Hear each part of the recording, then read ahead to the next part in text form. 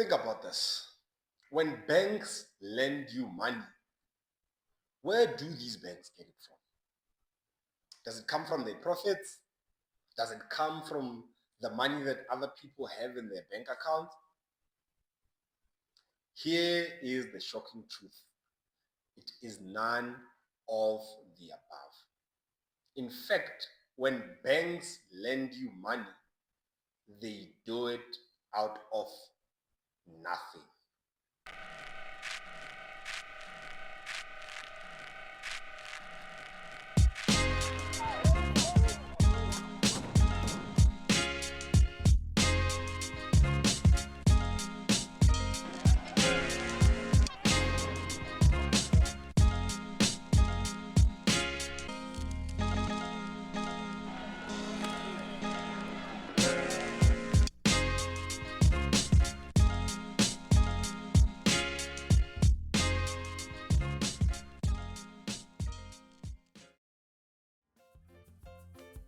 Welcome back to the Money Revolution, a podcast where we empower one another to build wealth through the sharing of information and ideas about how money really works.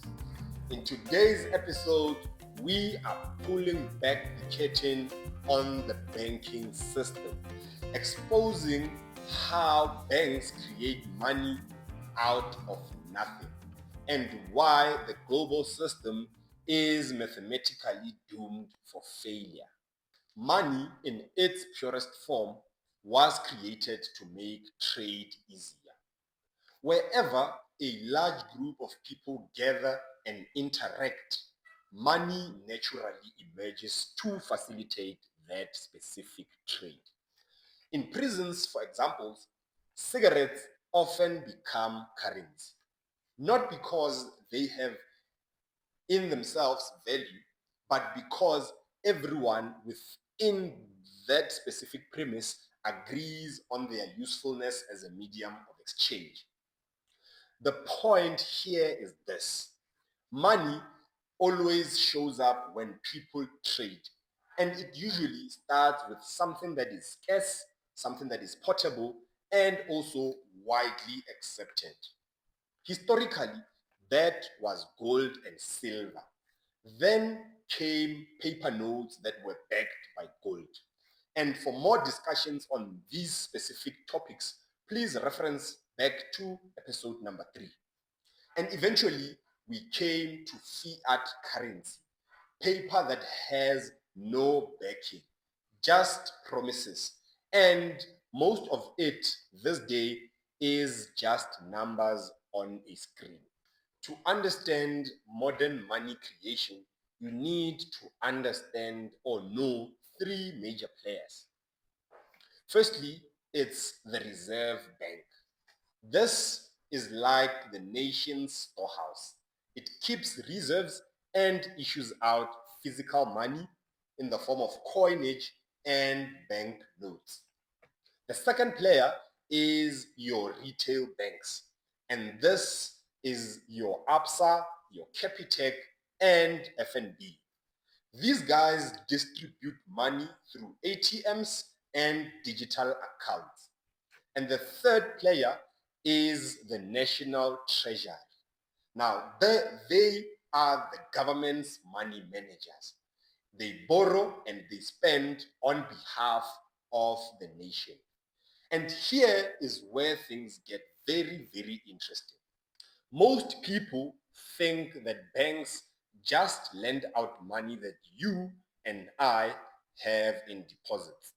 But this is actually not true. Banks are allowed by law to lend out money that does not exist. Ke magic, so. Yes, they create new currency when they give out new loans. Now, let's break it down a little bit using South Africa as an example. To open up a commercial bank here in South Africa, you need 250 million rands in reserves held at the Reserve Bank. Once you receive a license, that bank can issue up to 40 times that reserve in loans. So that's about 10 billion rands just based off of 250 million rands in actual reserves. The question is, where does that extra 9.75 billion rands come from? The answer is it comes from nowhere.